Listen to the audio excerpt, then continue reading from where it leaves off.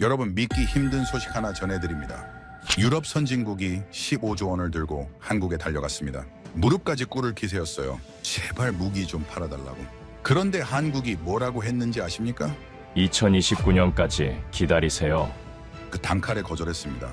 유럽 선진국이 아시아 국가 앞에서 번호표를 받은 겁니다. 그 나라가 어딘지 아세요? 바로 덴마크입니다. 북유럽의 부자 나라, 1인당 국민소득이 우리의 2배가 넘는 나라예요. 그런 나라가 왜 이 지경이 됐을까요? 3년 전으로 거슬러 올라가면 답이 나옵니다. 그때 덴마크는 한국을 이렇게 불렀어요. 빗설이 아시아산 싸구려, 코웃음을 쳤습니다. 쳐다보지도 않았어요. 한국이 보낸 제안서를 5분 만에 휴지통에 버렸습니다. 그런데 말이죠. 3년이 지난 지금 상황이 완전히 뒤집혔습니다. 이 이야기를 전해주실 분은 나토에서 28년간 일한 스웨덴 출신 군사 전문가입니다. 유럽 방산 시장의 모든 걸 직접 눈으로 본 사람이에요. 도대체 그 3년 동안 무슨 일이 있었던 걸까요? 왜 유럽이 한국 앞에 줄을 서게 됐을까요?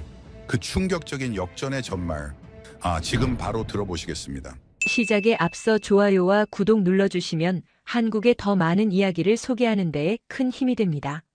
안녕하세요. 저는 빅토르 홀른베리입니다. 스웨덴 사람이고 나토 유럽 방위협력국에서 28년을 일했습니다. 군사 분석관이었어요. 냉전부터 지금까지 유럽 방산의 모든 흥망성쇠를 직접 목격해온 사람이지요. 오늘 제가 전해드릴 이야기는 제 28년 경력 중 가장 충격적인 역전입니다. 유럽이 어떻게 무너졌는지, 한국이 어떻게 정상에 올랐는지, 그리고 오만이 어떤 대가를 치르는지, 지금부터 말씀드리는 모든 것은 제가 두 눈으로 직접 본 것들입니다. 그날 브뤼셀의 공기는 무거웠습니다. 나토 본부 대회의실, 형광등 불빛 아래 유럽 15개국 국방 관계자들이 모여 있었어요. 평소와 달랐습니다. 농담도 없고 잡담도 없었지요. 러시아가 우크라이나를 침공한 직후였거든요. 회의실에 들어서는 순간 느꼈습니다. 두려움. 사람들 표정에 그게 묻어 있었어요. 전쟁이 더 이상 뉴스 속 이야기가 아니라는 걸 모두가 깨달은 거지요. 회의 주제는 하나였습니다. 유럽을 어떻게 무장시킬 것인가. 그것도 빨리. 독일 대표가 먼저 일어섰습니다. 당당한 표정이었어요. 어깨를 펴고 회의실을 둘러보더군요. 자국 방산업체 라인메탈이 생산량을 늘리겠다고 했습니다. 목소리에 자신감이 넘쳤어요. 유럽은 유럽 무기로 지켜야 한다. 외부에 의존할 필요 없다. 프랑스 대표가 맞장구를 쳤습니다. 자국 업체 넥스터도 풀가동에 들어간다더군요. 2년이면 상당량 공급이 가능하다고 했어요. 박수가 터졌습니다. 저도 손뼉을 쳤습니다. 유럽의 힘을 보여주자는 분위기였으니까요. 회의실 전체가 안도감에 휩싸였어요. 우리끼리 해결할 수 있다. 그런 공감대가 형성된 거지요. 그때였습니다. 폴란드 대표가 손을 들었어요. 회의실이 조용해졌습니다. 다들 의아한 표정이었지요. 분위기 좋은데 왜 끼어드나 싶은 눈치였어요. 폴란드 대표는 잠시 망설이더니 입을 열었습니다. 한국 옵션도 검토해봐야 하지 않을까요? 순간 공기가 얼어붙었습니다. 한국이라는 단어가 나오자마자 회의실 분위기가 싸늘하게 변했어요. 마치 금기어를 꺼낸 것처럼 사람들 표정이 일그러지기 시작했습니다. 침묵이 흘렀습니다. 3초, 5초. 그 짧은 시간이 영원처럼 느껴졌어요. 그리고 누군가 코웃음을 쳤습니다. 덴마크 대표였습니다. 50대 초반의 건장한 남자였어요. 그가 비웃듯 폴란드 대표를 바라봤습니다. 입꼬리가 올라가 있더군요. 조롱이 담긴 미소였습니다. 동유럽은 급하니까요. 아무거나 사려고 하잖아요. 등골이 서늘해지는 순간이었습니다. 모욕이었어요. 회의실에서 대놓고 한 나라를 깔아뭉개는 발언이었습니다. 그런데 놀라운 건 따로 있었어요. 아무도 제지하지 않았습니다. 오히려 여기저기서 웃음이 새어나왔지요. 독일 대표가 거들었습니다. 아시아 무기가 유럽 환경에서 통할 거라고 생각합니까? 우리는 실험 대상이 아닙니다. 영국 대표도 끼어들었어요. 나토의 표준은 나토 무기입니다. 아시아 물건으로 장난치지 맙시다. 장난이라니요. 저는 그 단어에 가슴이 철렁했습니다. 한 나라의 진지한 제안을 장난이라고 표현하다니. 28년간 수많은 회의에 참석했지만 이런 노골적인 무시는 처음이었어요. 폴란드 대표의 얼굴을 봤습니다. 창백해져 있더군요. 주먹을 꽉 쥐고 있었습니다. 뭔가 말하려다가 멈췄어요. 소용없다는 걸 알았던 거지요. 그는 고개를 숙였습니다. 회의는 그렇게 끝났습니다. 한국 이야기는 완전히 묻혔어요. 마치 처음부터 없었던 것처럼. 결론은 유럽 무기로 가기로 했습니다. 예상된 결과였지요. 회의가 끝나고 복도로 나왔을 때였습니다. 덴마크 대표 일행이 담소를 나누고 있더군요. 그들은 여전히 웃고 있었습니다. 목소리가 들려왔어요. 아시아산 싸구려라느니 분단국가 무기를 어떻게 믿냐느니 하는 이야기들이었지요. 저는 발걸음을 멈추고 그 모습을 지켜봤습니다. 가슴 한쪽이 불편했어요. 그들의 자신감이 어딘가 위태로워 보였거든요. 28년간 쌓아온 제 직감이 뭔가 이상하다고 속삭이고 있었습니다. 호텔로 돌아와 한국 무기를 검색해봤습니다. 놀라운 사실을 발견했어요. 터키, 인도, 노르웨이, 에스토니아가 이미 도입했더군요. 실전에서 검증된 무기였습니다. 그런데 회의실에서는 아무도 이걸 언급하지 않았어요. 왜였을까요? 답은 뻔했습니다. 아시아라는 이유만으로 쳐다보지도 않은 거예요. 유럽 최고라는 자만심이 눈을 가린 겁니다. 저는 그날 밤 수첩에 메모를 남겼습니다. 한국 자주포. 추후 관찰 필요. 그때만 해도 습관적인 기록이었어요. 이 한 줄이 얼마나 중요한 메모가 될지, 그날 웃음 짓던 사람들이 얼마나 처절한 대가를 치르게 될지, 저는 전혀 몰랐습니다. 그로부터 얼마 지나지 않아 믿기 어려운 소식이 들려왔습니다. 폴란드가 정말로 한국과 접촉을 시작했다는 거예요. 나토 회의에서 그렇게 망신을 당하고도 포기하지 않은 겁니다. 유럽 전체가 술렁였어요. 미쳤다는 반응이 대부분이었지요. 저는 폴란드 국방부에 아는 사람이 있었습니다. 군수조달국의 고위 관계자였어요. 30년 넘게 그 자리를 지킨 베테랑이었지요. 궁금함을 참을 수 없었습니다. 대체 무슨 생각인지 직접 물어보고 싶었어요. 바르샤바로 날아갔습니다. 폴란드 국방부 건물은 생각보다 소박했어요. 화려함과는 거리가 멀었습니다. 복도를 걸으며 느꼈지요. 이 나라는 허세를 부릴 여유가 없구나. 그를 만났을 때 첫인상이 강렬했습니다. 눈빛이 단단했어요. 흔들림이 없었습니다. 브뤼셀 회의에서 고개를 숙이던 그 폴란드 대표와는 완전히 다른 사람 같았지요. 그가 저를 창가로 이끌었습니다. 창밖으로 바르샤바 시내가 보였어요. 평화로운 풍경이었습니다. 하지만 그는 다른 곳을 가리켰어요. 동쪽이었습니다. 저기서 바르샤바까지 350km입니다. 러시아 국경 칼리닌그라드를 말하는 거였어요. 전차로 하루면 닿는 거리라고 했습니다. 저는 말문이 막혔어요. 지도로만 보던 숫자가 갑자기 현실로 다가왔거든요. 그가 물었습니다. 독일은 러시아와 얼마나 떨어져 있는지 아느냐고요. 프랑스는 어떠냐고요. 저는 대답하지 못했습니다. 그들에게 러시아는 뉴스 속 이야기예요. 먼 나라 얘기지요. 하지만 폴란드에게는 코앞의 현실이었습니다. 매일 밤 잠들기 전에 떠오르는 악몽 같은 존재였던 거예요. 그가 말을 이었습니다. 할아버지가 1944년 바르샤바 봉기에 참여했다고 했어요. 나치에 맞서 싸웠다더군요. 살아남은 건 기적이었다고요. 돌아가시기 전에 남긴 말씀이 있었답니다. 폴란드는 항상 강대국 사이에 끼어 있다. 우리가 약하면 짓밟힌다. 역사가 증명했다. 그 말씀이 평생 가슴에 남았다고 했어요.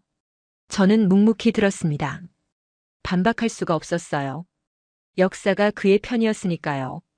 폴란드는 수백 년간 강대국들에게 짓밟혀왔습니다. 지도에서 사라졌다가 다시 나타나기를 반복한 나라였지요. 그런 나라가 안보 문제에서 남의 눈치를 볼 수 있겠습니까? 그가 책상 위에서 서류를 집어들었습니다. 한국 자주포 관련 자료였어요. 두툼한 파일이었습니다. 최소 수백 페이지는 되어 보였지요. 저는 놀랐습니다. 이 정도로 철저하게 준비했을 줄 몰랐거든요. 그가 핵심을 짚어줬습니다. 독일 자주포를 사면 4년을 기다려야 한다고 했어요. 프랑스 것은 5년이고요. 그것도 확실하지 않다더군요. 생산 라인이 이미 꽉 차 있어서 언제 받을 수 있을지 모른다는 거였습니다. 반면 한국은 계약 후 16개월 안에 첫 물량을 보내준다고 했어요. 16개월과 4년. 이 차이가 얼마나 큰지 아시겠습니까? 그가 창밖을 다시 바라봤습니다. 동쪽을요. 4년 동안 러시아가 가만히 있을 거라고 생각하십니까? 그가 조용히 물었어요. 저는 대답하지 못했습니다. 아니, 대답할 수 없었지요. 그때 저는 깨달았습니다. 브뤼셀 회의에서 서유럽 사람들이 폴란드를 비웃었던 이유를요. 그들은 급하지 않았던 거예요. 러시아가 먼 나라니까요. 전쟁이 남의 일이니까요. 그래서 여유롭게 유럽 자존심을 운운할 수 있었던 겁니다. 하지만 폴란드는 달랐습니다. 내일 당장 전쟁이 터질 수도 있는 나라였어요. 자존심 따질 여유가 없었지요. 살아남아야 했습니다. 그게 전부였어요. 그가 마지막으로 한마디를 덧붙였습니다. 우리는 급한 게 아닙니다. 현실적인 거예요. 그 말이 가슴에 깊이 박혔습니다. 저는 고개를 끄덕일 수밖에 없었어요. 28년간 유럽 방산을 분석해왔지만 이렇게 명쾌한 논리는 처음 들었거든요. 바르샤바를 떠나는 비행기 안에서 창밖을 바라봤습니다. 구름 사이로 유럽 대륙이 보였어요. 평화로워 보였지요. 하지만 그 평화 아래 균열이 시작되고 있었습니다. 저만 그걸 느끼고 있는 것 같았어요. 얼마 뒤 폴란드가 공식 발표를 했습니다. 한국과 25조 원 규모의 방산 계약을 체결했다고요. 자주포 672문, 전차 180대, 다연장 로켓 218문, 경공격기 48대, 유럽 역사상 최대 규모의 단일 방산 계약이었습니다. 유럽 전체가 발칵 뒤집혔어요. 언론들이 앞다투어 보도했습니다. 폴란드의 도박이라느니 무모한 선택이라느니 하는 기사들이 쏟아졌지요. 서유럽 국가들은 공개적으로 우려를 표명했습니다. 덴마크 대표가 또 한마디 했더군요. 동유럽은 역시 급하다고요. 그 말을 듣고 저는 씁쓸하게 웃었습니다. 아직도 모르는구나 싶었어요. 급한 게 아니라 현실적인 거라는 걸요. 폴란드를 비웃던 유럽에 금이 가기 시작한 건 그로부터 얼마 지나지 않아서였습니다. 처음에는 작은 뉴스였어요. 독일 라인메탈이 납기 일정을 조정한다는 발표였지요. 대수롭지 않게 넘어갈 수도 있는 소식이었습니다. 하지만 저는 그 순간 심장이 덜컥 내려앉았어요. 기존 3년에서 5년 이상으로 연장된다는 내용이었거든요. 5년이라니. 러시아가 우크라이나를 침공한 마당에 5년을 기다리라는 겁니다. 유럽 국가들이 경악했어요. 브뤼셀 회의에서 그렇게 자신만만하게 큰 소리치던 독일이었습니다. 2년 안에 상당량 공급하겠다고 장담했던 그 독일이요. 약속이 휴지 조각이 된 거예요. 바로 다음 날 프랑스 넥스터도 비슷한 발표를 했습니다. 부품 수급 문제로 생산이 지연된다더군요. 일부 계약은 6년 이상 걸릴 수도 있다고 했어요. 저는 그 뉴스를 보면서 혀를 내둘렀습니다. 6년이면 대통령이 2번 바뀔 시간이에요. 유럽 방산의 자존심이 무너지고 있었습니다. 저는 그때 나토 내부 보고서를 작성하고 있었어요. 각국 방산 현황을 분석하는 문서였지요. 숫자를 정리하다가 손이 멈췄습니다. 믿기 어려운 현실이 눈앞에 펼쳐져 있었거든요. 독일은 자국군 물량도 제때 공급받지 못하고 있었습니다. 세계 최고라고 자부하던 라인메탈이 정작 독일군에게 약속한 물량을 맞추지 못하는 거예요. 수출에 급급해서 자국 군대를 뒷전으로 밀어둔 결과였습니다. 아이러니했지요. 유럽 무기로 유럽을 지키자던 그들이 정작 자기 나라도 제대로 무장시키지 못하고 있었으니까요. 프랑스도 사정은 마찬가지였습니다. 넥스터가 중동과 인도 계약을 우선하면서 자국군 납품이 밀렸어요. 돈이 되는 쪽을 먼저 챙긴 거지요. 저는 씁쓸하게 웃을 수밖에 없었습니다. 브뤼셀 회의에서 아시아 무기를 조롱하던 그들이 정작 아시아와 중동에 무기를 팔아 돈벌이하고 있었으니까요. 하지만 진짜 충격은 따로 있었습니다. 이스라엘 소식이었어요.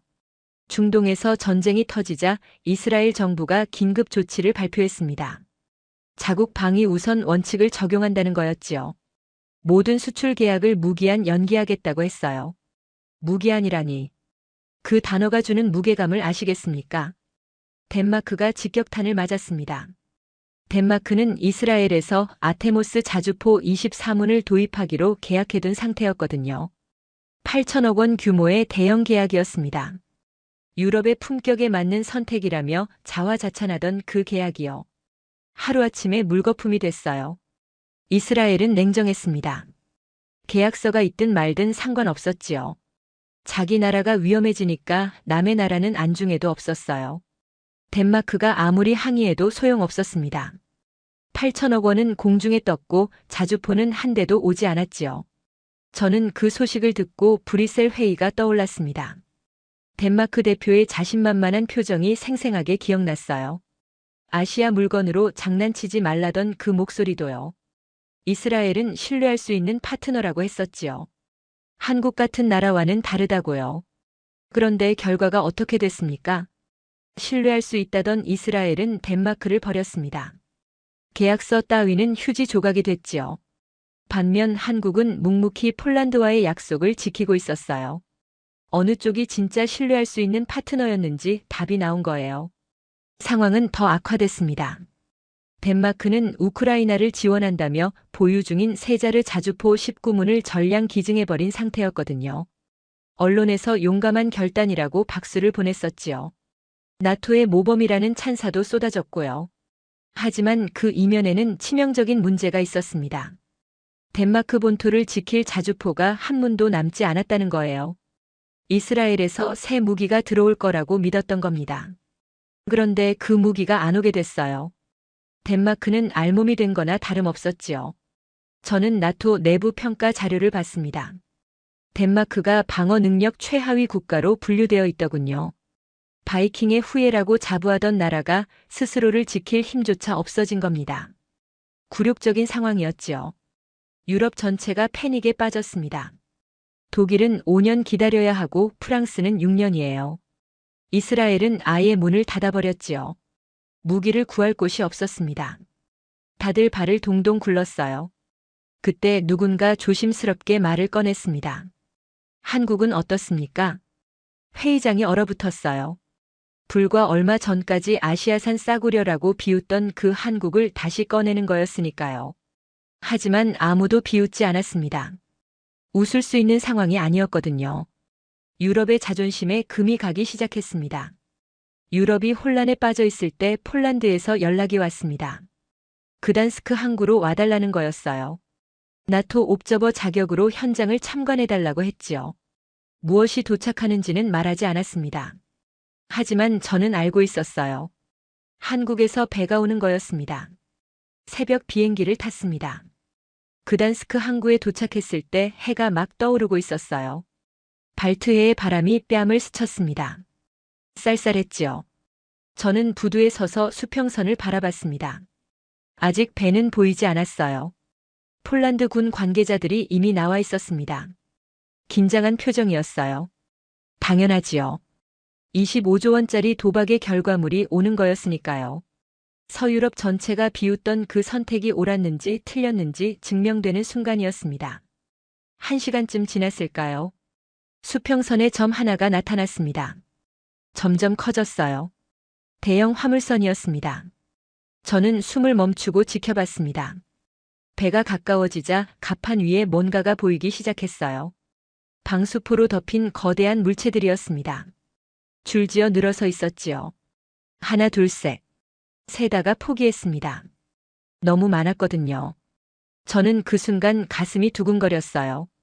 28년간 수많은 무기인도 현장에 참석했지만 이런 규모는 처음이었습니다. 배가 접안했습니다. 하역 작업이 시작됐어요. 크레인이 움직이며 방수포 덮인 물체를 한 대씩 내려놓았습니다. 저는 가장 먼저 내려진 것에 다가갔어요. 폴란드 장교가 방수포를 걷어냈습니다. 한국산 자주포가 모습을 드러냈습니다. 검은 철갑이 아침 햇살에 반짝였어요. 세차 냄새가 났습니다. 공장에서 막 나온 것처럼 깨끗했지요. 흠집 하나 없었어요. 저는 한 바퀴 돌며 살펴봤습니다.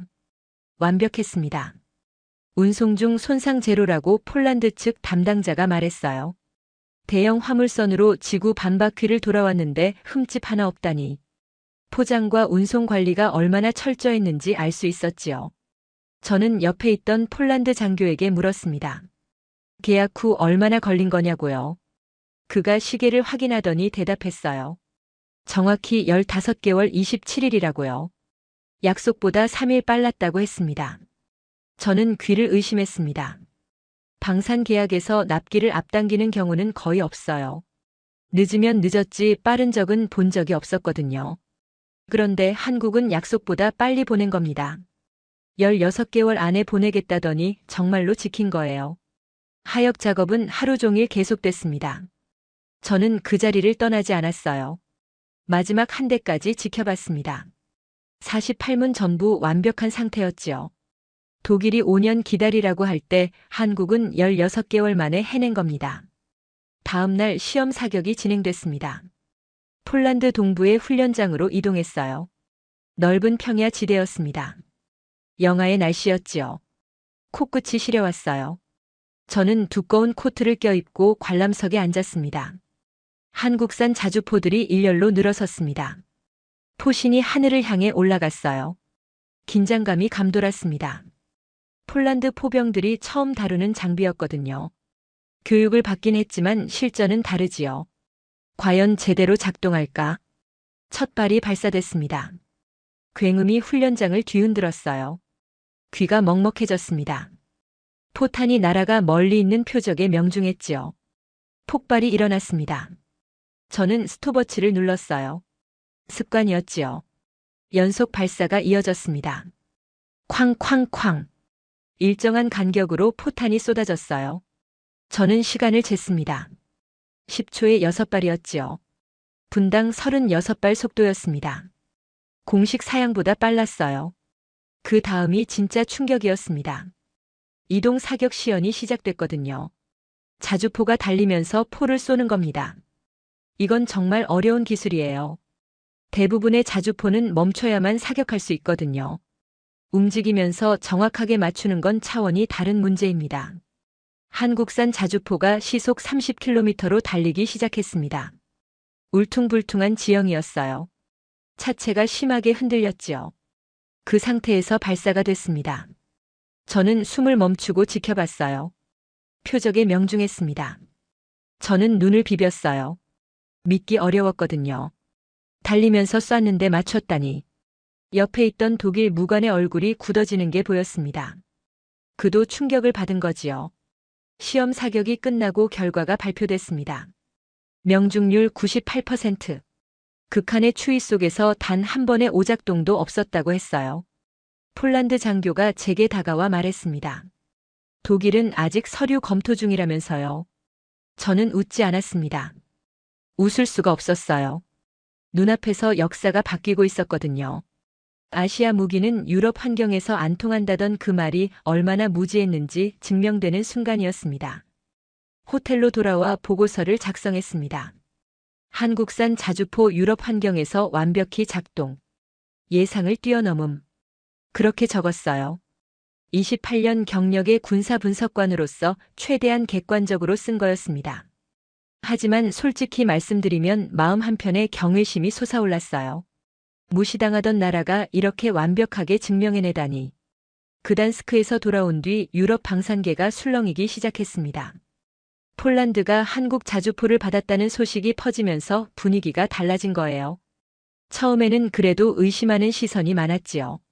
실제로 써봐야 안다느니 시간이 지나면 문제가 터질 거라느니 하는 이야기들이 돌았습니다. 하지만 시험 사격 결과가 공개되면서 모든 게 뒤집혔어요. 명중률 98%. 영하의 혹한에서 단 한 번의 오작동도 없었다는 사실이 유럽 전역에 퍼졌습니다. 아시아 무기는 유럽 환경에서 안 통한다던 그 말이 완전히 틀렸다는 게 증명된 거지요. 조용하던 전화기가 울리기 시작했습니다. 노르웨이에서 먼저 연락이 왔어요. 한국 자주포에 대해 알고 싶다고 했지요. 그 다음은 에스토니아였습니다. 폴란드가 어떻게 계약했는지 물어왔어요. 핀란드도 연락했고 루마니아도 접촉해왔습니다.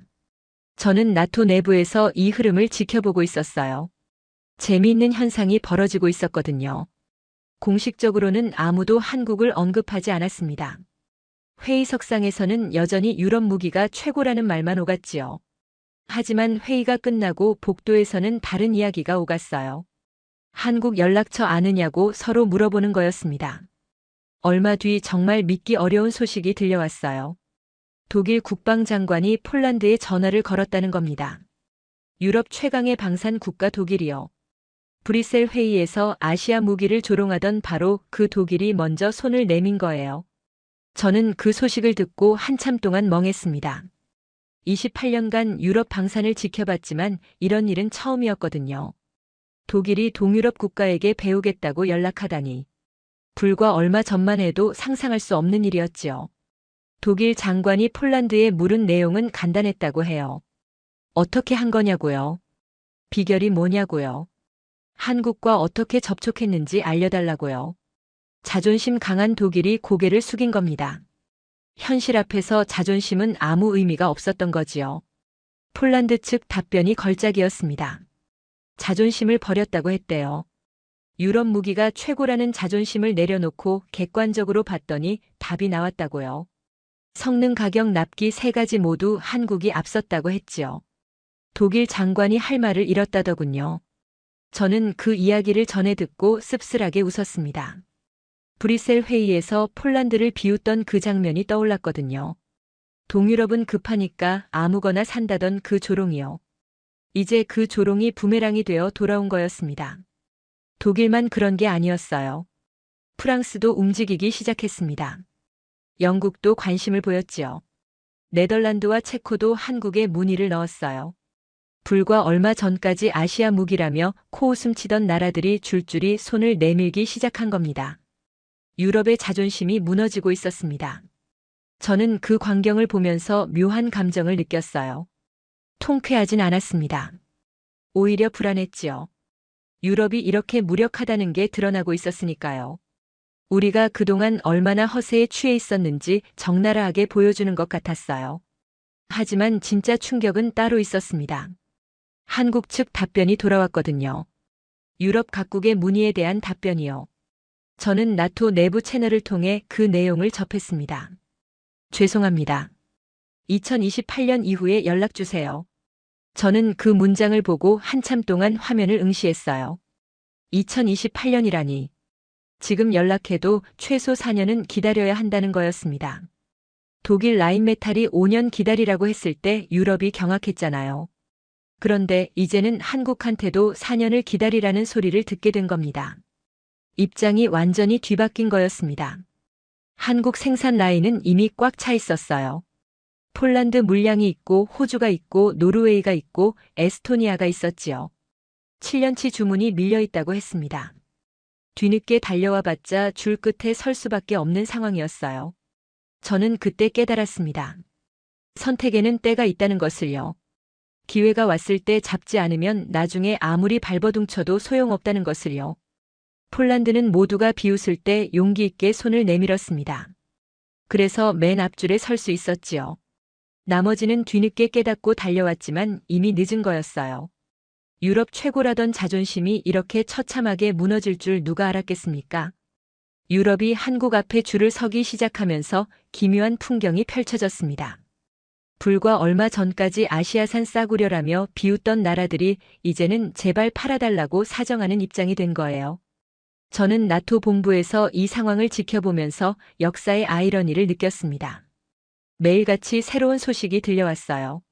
노르웨이가 한국과 접촉했다는 뉴스가 떴습니다. 핀란드도 공식적으로 관심을 표명했지요. 루마니아는 아예 대표단을 한국에 보냈어요. 모두가 같은 말을 했습니다. 한국 무기를 사고 싶다고요. 하지만 돌아오는 대답은 한결같았습니다. 생산 라인이 꽉 찼다는 거였어요. 폴란드가 1200문을 추가 주문했고 기존 계약국들 물량도 밀려있다고 했지요. 신규 주문은 2028년 이후에나 검토할 수 있다고 했습니다. 4년을 기다리라는 소리였어요. 저는 그 상황을 보면서 입장이 완전히 뒤바뀌었다는 걸 실감했습니다. 예전에는 한국이 유럽에 와서 제발 사달라고 했거든요. 우리 무기 한번 봐달라고요. 그때 유럽은 콧방귀를 뀌었지요. 이제는 유럽이 한국에 가서 사정하고 있었습니다. 더 충격적인 건 한국의 태도였어요. 급하게 받아주지 않았습니다. 돈을 더 준다고 해도 안 된다고 했지요. 먼저 약속한 나라들이 있으니 순서를 지켜야 한다는 거였어요. 원칙을 굽히지 않았습니다. 저는 그 부분이 인상 깊었습니다. 보통 방산 업체들은 돈 앞에서 원칙을 버리거든요. 더 많이 주는 쪽으로 물량을 돌리는 게 일반적이에요. 하지만 한국은 달랐습니다. 먼저 믿어준 나라들과의 약속을 지키는 게 우선이라고 했지요. 신뢰를 판다는 말이 뭔지 알 것 같았습니다. 한국은 단순히 무기를 파는 게 아니었어요. 신뢰를 쌓고 있었던 겁니다. 폴란드가 어려울 때 손을 내밀어 준 것처럼 먼저 믿어준 나라들을 끝까지 책임지는 거였지요. 그게 장기적으로 더 큰 가치를 만든다는 걸 알고 있었던 거예요. 반면 유럽 업체들은 어땠습니까? 이스라엘은 자국 사정이 급해지니까 덴마크와의 계약을 휴지 조각으로 만들었습니다. 독일은 돈 되는 수출에 급급해서 자국군 물량도 제때 못 줬지요. 프랑스도 마찬가지였어요. 신뢰라는 건 애초에 없었던 겁니다. 나토 회의에서 분위기가 완전히 달라졌습니다. 예전에는 유럽 무기로 유럽을 지키자는 말이 당연하게 통했어요. 이제는 아무도 그런 말을 꺼내지 않았습니다. 꺼냈다가는 비웃음만 사는 분위기가 된 거지요. 대신 다른 이야기가 오갔습니다. 한국과 어떻게 관계를 개선할 수 있을까? 어떻게 하면 줄을 앞당길 수 있을까? 이런 논의가 진지하게 이루어졌어요. 불과 얼마 전만 해도 상상할 수 없는 광경이었지요. 저는 회의석상에서 한 가지 제안을 했습니다. 한국을 전략적 파트너로 공식 인정해야 한다고요. 더 이상 아시아의 작은 나라로 볼 게 아니라 나토의 핵심 협력 대상으로 대우해야 한다고 했지요. 예전 같았으면 비웃음을 샀을 겁니다. 하지만 아무도 반대하지 않았어요. 오히려 고개를 끄덕이는 사람들이 많았지요. 현실이 바뀌면 인식도 바뀌는 법입니다. 유럽은 이제 한국을 무시할 수 없게 됐어요. 그런데 한 나라만 조용했습니다. 덴마크였어요. 다른 나라들이 한국과 접촉하느라 바쁠 때 덴마크만 아무 움직임이 없었지요. 이상했습니다. 가장 급한 나라가 덴마크였거든요. 자주포가 한문도 없는 나라니까요.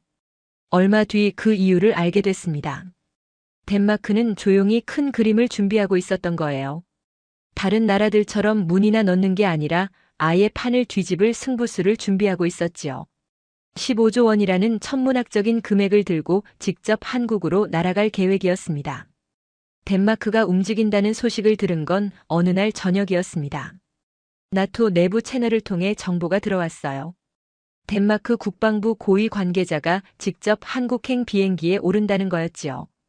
그것도 15조 원 규모의 긴급 구매 제안서를 들고요. 저는 그 소식을 듣고 숨이 멎는 것 같았습니다. 15조 원이라니. 덴마크가 동원할 수 있는 모든 예산을 긁어모은 금액이었어요. 국방 특별 예산의 예비비까지 전부 털어서 만든 거라고 했습니다. 나라의 운명을 건 마지막 승부수였지요. 저는 복잡한 심정이었습니다.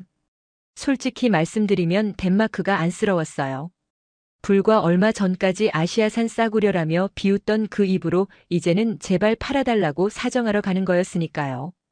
자존심이 얼마나 무너졌을지 상상이 됐습니다. 하지만 동시에 자업자득이라는 생각도 들었어요. 기회가 있었을 때 잡지 않았으니까요. 한국이 먼저 손을 내밀었을 때 5분 만에 거절했잖아요.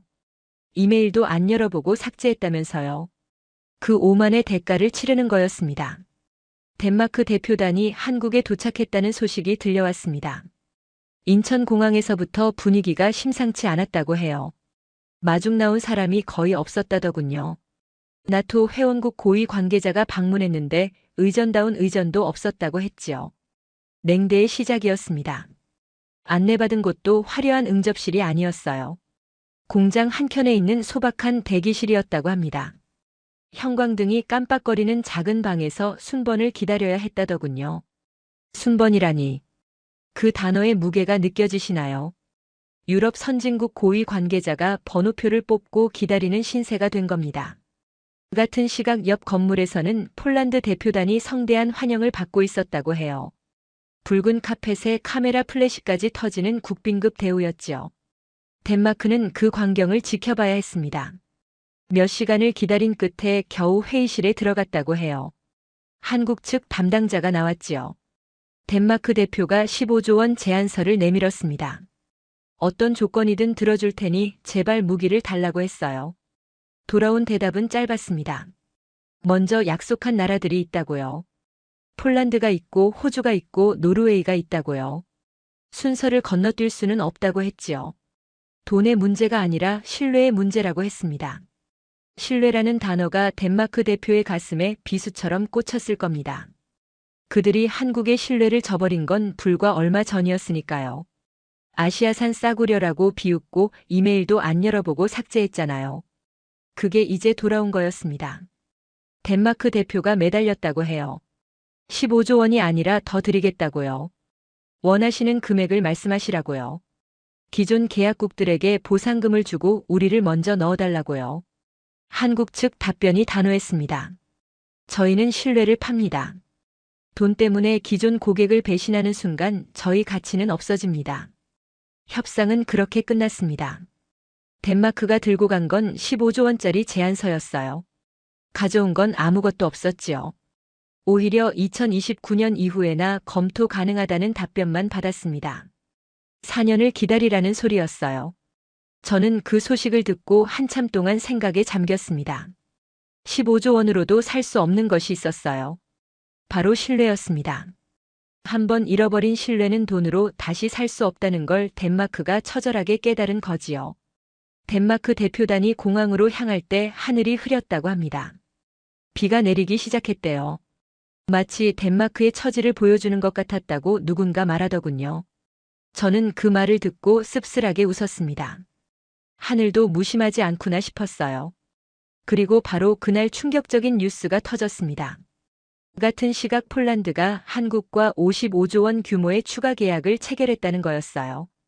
덴마크가 15조 원을 들고 가서 문전박대 당할 때 폴란드는 그 몇 배가 넘는 계약에 사인하고 있었던 겁니다. 이것이 신뢰의 차이였습니다. 덴마크가 빈손으로 돌아온 뒤 나토의 긴급 회의가 소집됐습니다.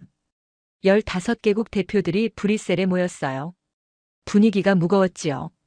모두의 얼굴에 충격과 당혹감이 어려 있었습니다. 유럽 선진국이 15조 원을 들고 가서 거절당하다니. 상상도 못했던 일이 현실이 된 거였어요. 저는 그 회의에서 발언을 요청받았습니다. 28년간 유럽 방산을 분석해온 전문가로서 의견을 달라고 했지요. 저는 자리에서 일어났습니다. 회의장을 둘러봤어요. 얼마 전까지 한국을 비웃던 사람들이 앉아 있었습니다. 저는 솔직하게 말했습니다. 우리가 틀렸다고요. 한국을 무시한 게 실수였다고요. 아시아산 싸구려라며 비웃은 그 오만이 오늘의 결과를 만들었다고요. 회의장이 조용해졌습니다. 저는 계속 말을 이었어요. 폴란드는 모두가 비웃을 때 용기를 냈다고요. 남들 눈치 보지 않고 필요한 걸 선택했다고요. 그래서 지금 유럽 최강의 포병 전력을 갖추게 됐다고요. 반면 우리는 자존심에 취해 있었습니다. 유럽 무기가 최고라는 헛된 자부심에 눈이 멀었지요. 현실을 직시하지 못했어요. 그 사이 세상은 바뀌고 있었는데 우리만 그 자리에 서 있었던 겁니다. 저는 덴마크 대표를 바라봤습니다. 고개를 숙이고 있더군요. 아무 말도 하지 않았어요. 할 말이 없었겠지요. 불과 얼마 전 한국을 조롱하던 그 사람이었습니다. 지금은 15조 원을 들고 가서 문전박대를 당하고 돌아온 처지였어요. 저는 마지막으로 이렇게 말했습니다. 겸손한 자가 이기고 오만한 자가 진다고요. 역사가 다시 한번 증명했다고요. 회의가 끝나고 저는 창가에 섰습니다. 브뤼셀의 밤하늘이 보였어요. 나토 본부 건물의 불빛이 반짝이고 있었지요. 28년간 이곳에서 일하면서 수많은 변화를 봤습니다. 하지만 이렇게 극적인 역전은 처음이었어요. 문득 한국이라는 나라가 궁금해졌습니다. 어떻게 저렇게 할 수 있을까요? 무시당하면서도 묵묵히 실력을 쌓고 기회가 왔을 때 완벽하게 증명해내는 것. 돈보다 신뢰를 앞세우는 것. 먼저 믿어준 사람을 끝까지 책임지는 것. 저는 그때 문득 깨달았습니다. 한국이 특별한 게 아니었어요. 원래 그래야 하는 건데 우리가 잊고 있었던 거였지요. 약속을 지키고 신뢰를 쌓는 것. 그게 모든 관계의 기본인데 우리는 돈과 이익에 눈이 멀어 그걸 잃어버렸던 겁니다.